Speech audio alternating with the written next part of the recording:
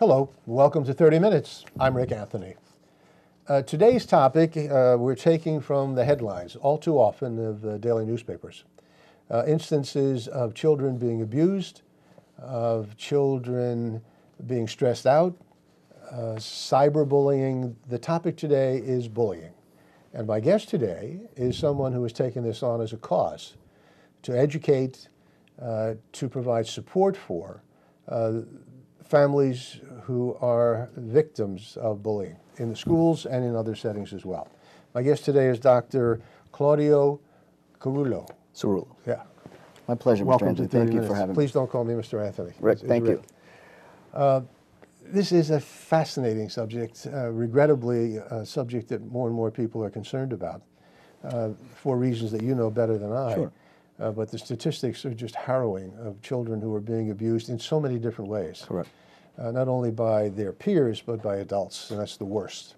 And again, you've seen the headlines and you deal with it on a regular basis. But as we always do, let's talk first about you, Sure. where you're from, Sure. where you were educated, and, Sure. and how and what set of circumstances account for you are now dedicating your life, I guess, Sure. To this problem. Well, you know, I'm a product of the Italian Republic. I was born in Italy. I was a young child when we came to the United States. Mm-hmm. I have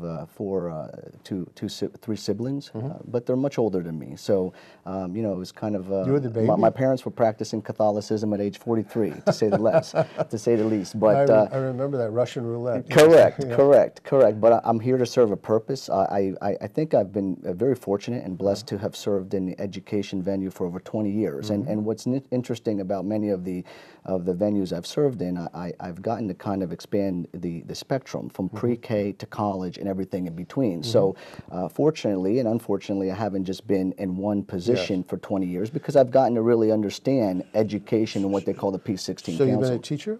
I've been a an teacher. Administrator? I've been an administrator at all levels, at the pre-K, middle, high school. I was an athletic director, and then I served at the university at both Westchester and University of Delaware. Teaching or Teaching as an and administrator? actually as an administrator. What were the courses, your subjects? You were teaching? Education. Oh, you were Education. teaching Yeah, education. Yeah, education, and then I served at the University of Delaware as a director for youth mentoring, and then that was started by then Governor Tom Carper, now Senator Tom Carper, really to bring awareness in the area of youth mentoring, which is another critical piece, which aligns itself to bullying and dropout prevention in the United States.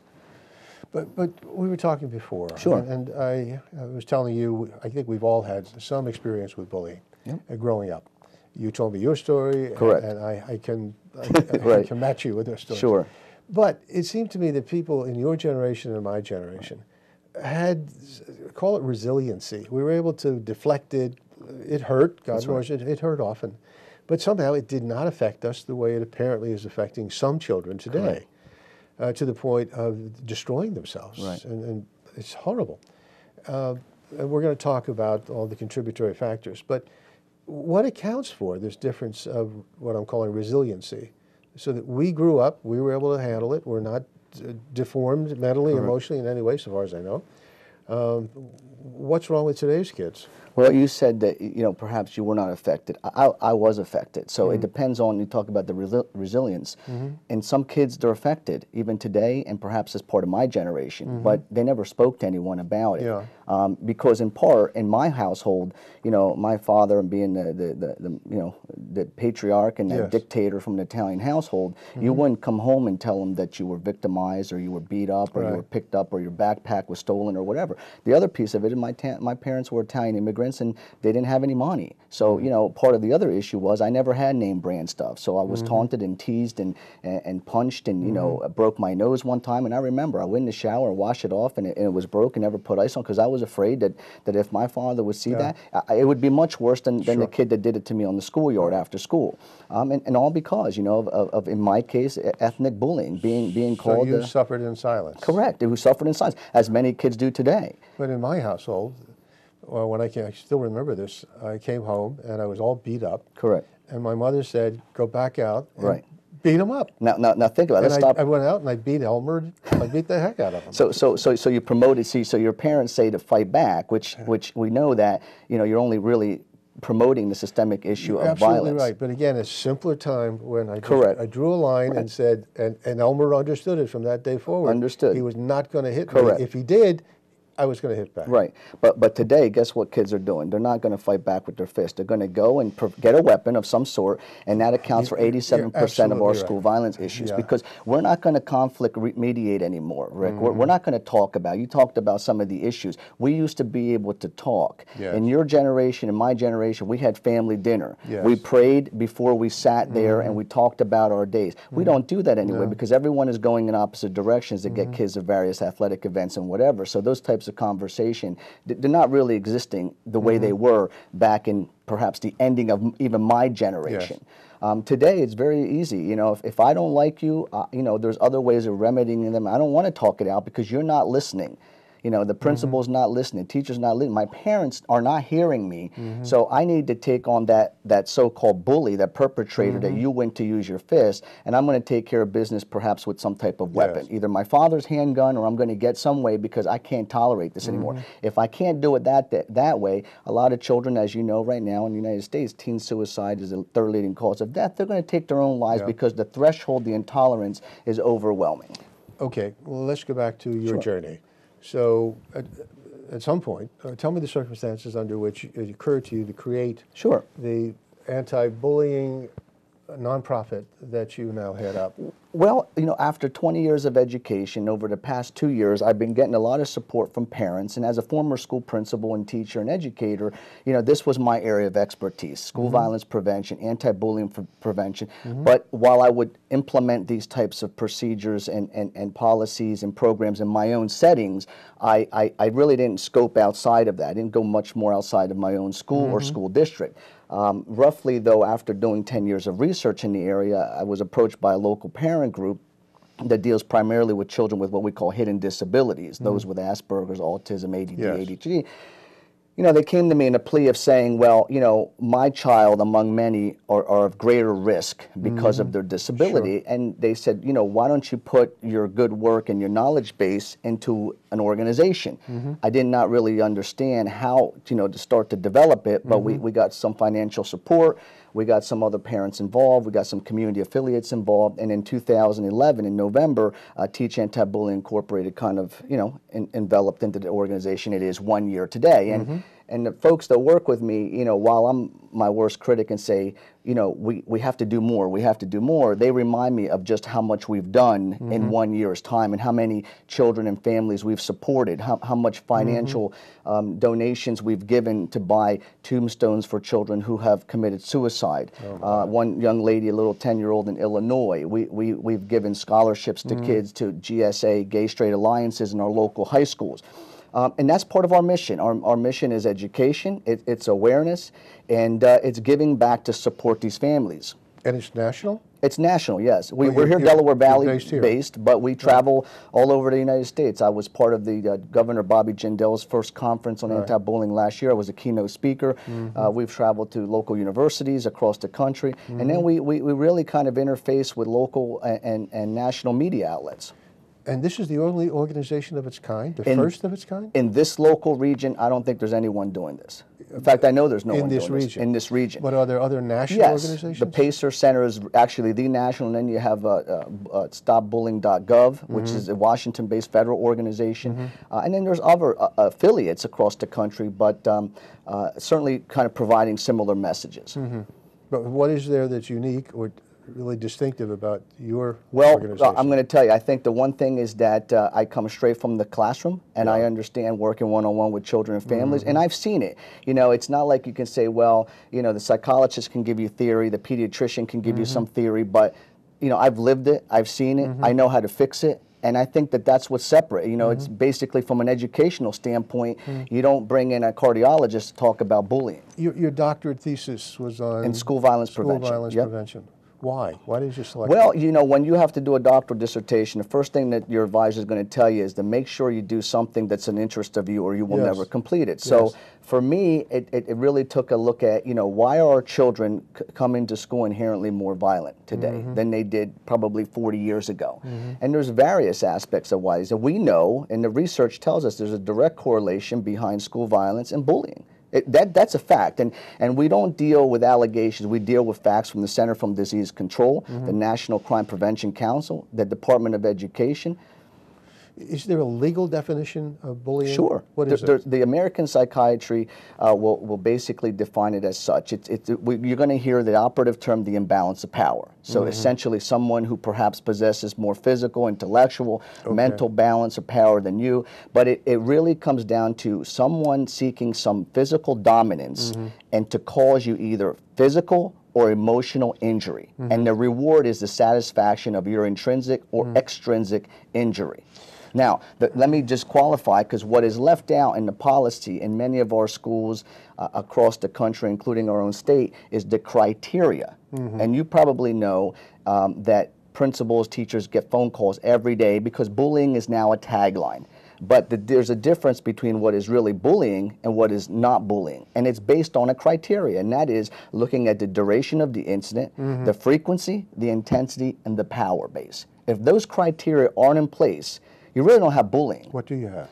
You have an issue. You have an altercation. For example, if you and this guy Elmer, let's say you remember Elmer. I remember. Well, I remember Jimmy Saylor. All right. He lives at 1620 Fork Road in Palmer Township. Why do I remember that kid? Because he was one of my greatest victims to me. And so you have an altercation. Let's say you and Elmer are fighting on the playground, and he hits you and you hit him. Is that bullying? No. Well, why not?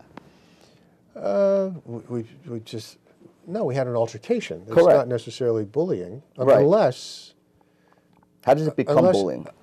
unless he was teasing me and I asked him to stop, Right. or he hit me, or he took something, Right. my book, my lunch, or whatever. Then it seems to me it's bullying. It's the intensity. The climax and the is duration. correct. Yes. So, right. so the next day, let's say you get hit, you go home, you don't say anything to your parents. The next day, Elmer comes back and he takes your new book bag that your parents came, and bought. Now you have bullying. Day two, you have bullying. The problem in many of our schools and school districts across the country is they're not acting upon it within a 24-hour base period. The investigation process is not there. So it continues and it continues.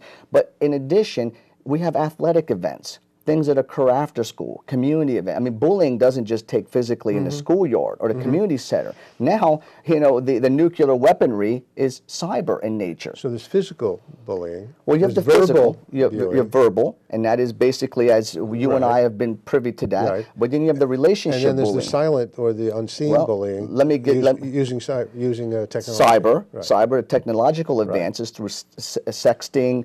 Sexting is another piece of it, which is even on the rise. You also have the piece of the Facebook, the Instagram, the emailing, right?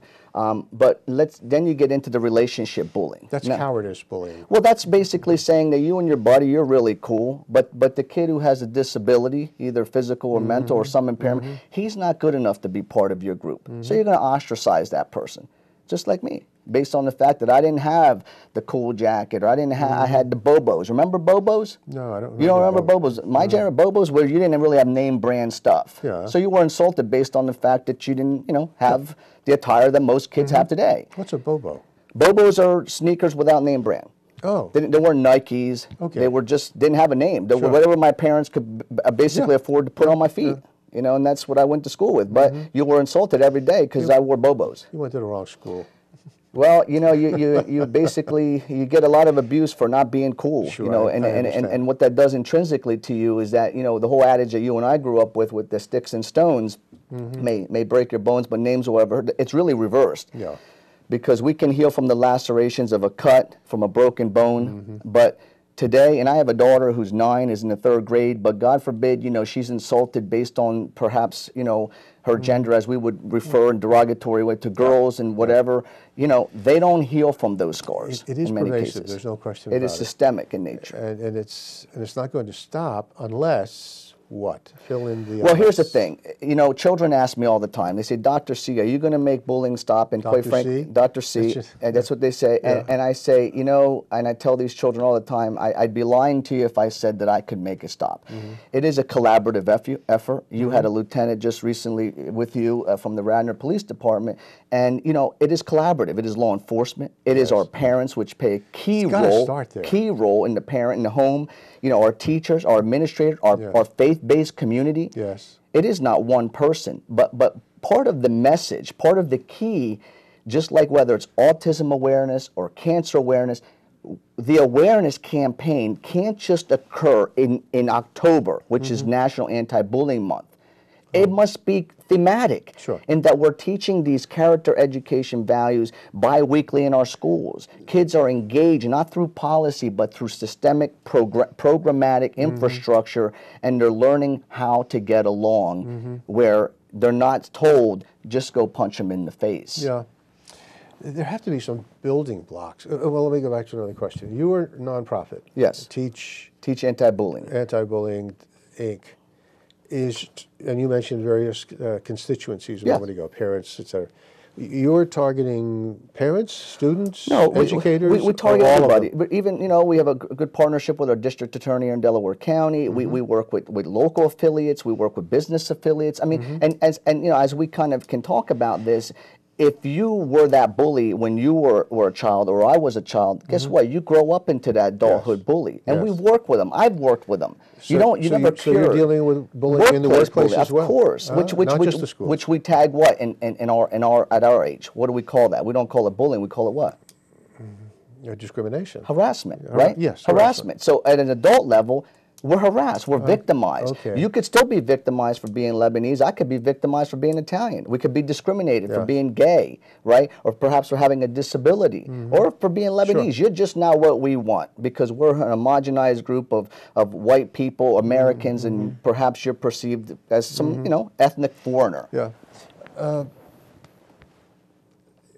You're a small organization. You're 1 year old. Yes. You've got national reach, or you're developing national reach.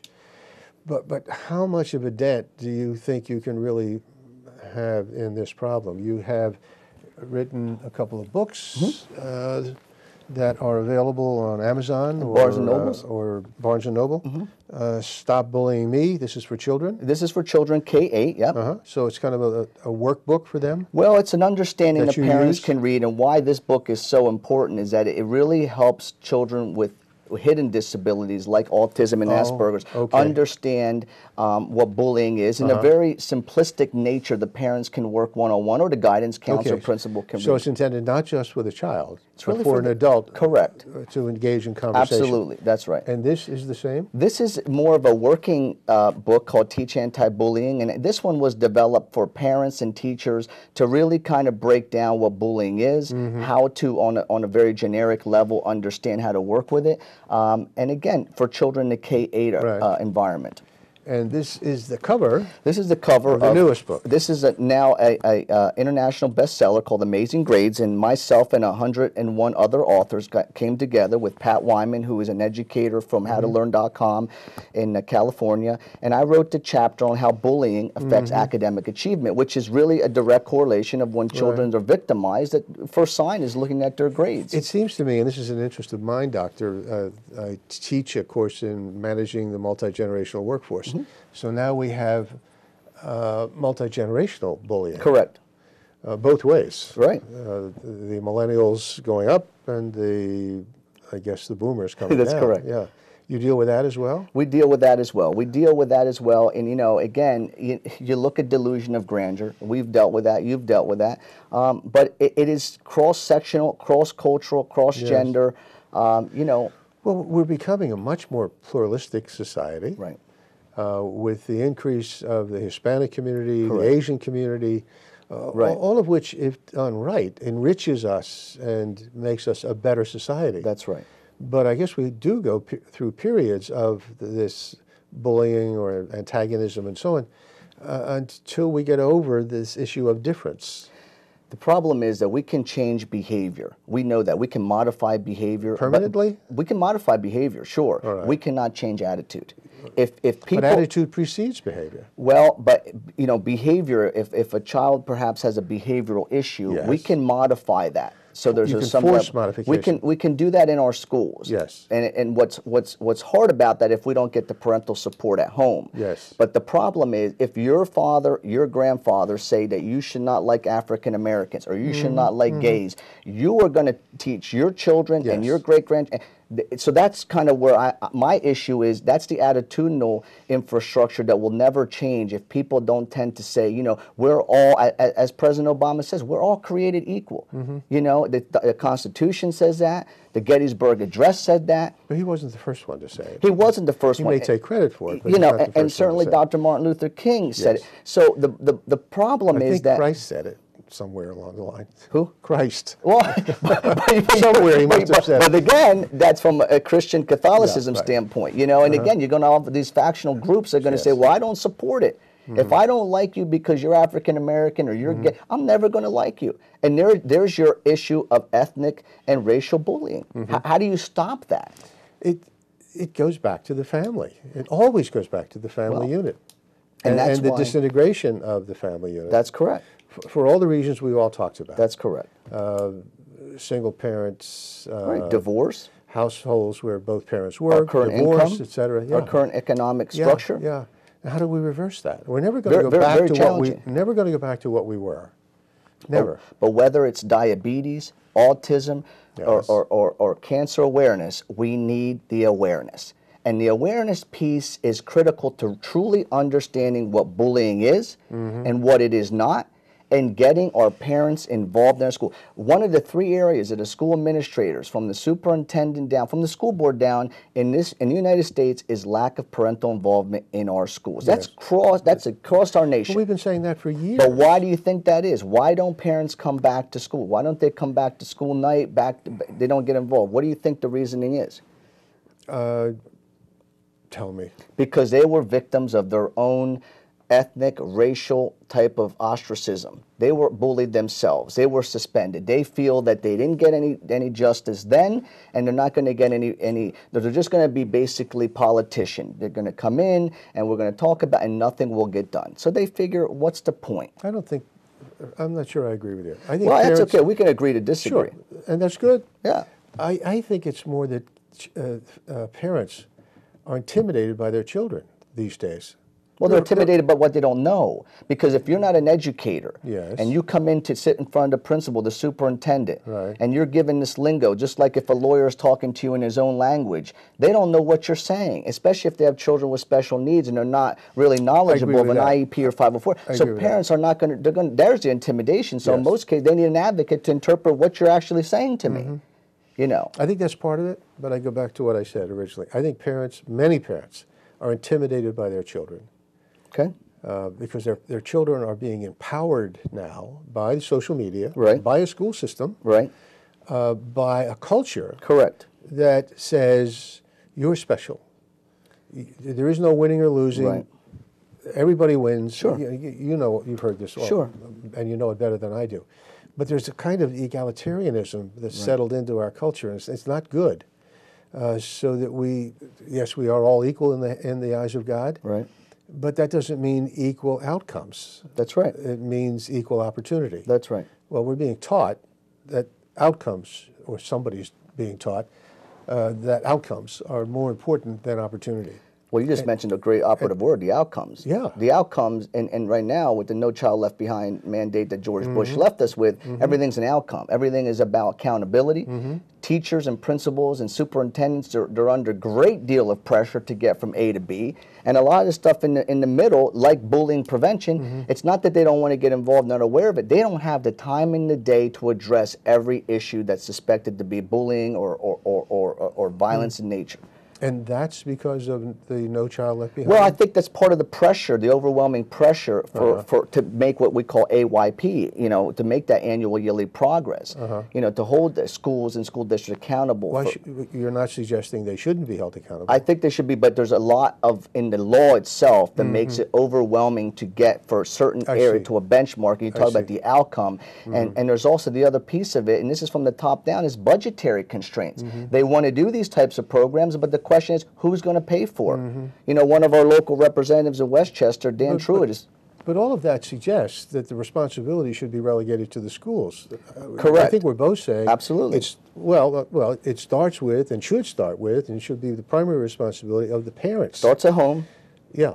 Cooperation with the parents. In cooperation and with school, the school. With the school, right. correct. But not to relegate primary responsibility to the education system. That should be a default. Well, and again, there's a time constraint on how much the school can do in the course of a day. I'm agreeing with that. Therefore, Correct. to the Back to the primary organizations that come responsibility in. to the parents. Right, correct. Right. Okay. Your greatest concern about bullying is? It's suicide. Suicide. Yeah, I mean, right now, suicide in the United States among teens, 13 to 18, is at 4,300 a year.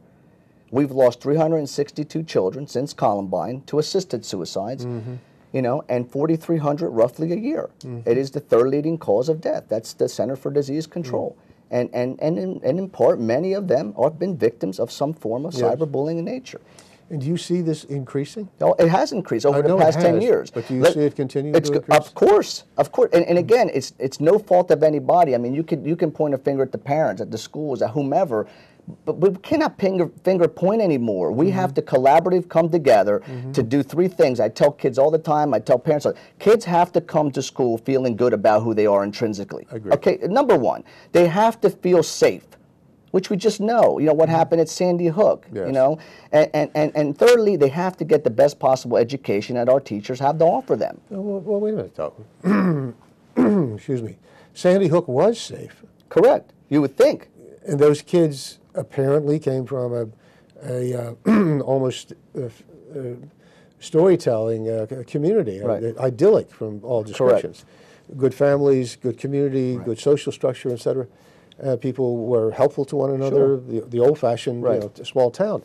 So the community was good, the culture was good, the values were good, the school was safe, and in spite of all of that, we had this horrific incident by apparently a deranged young man.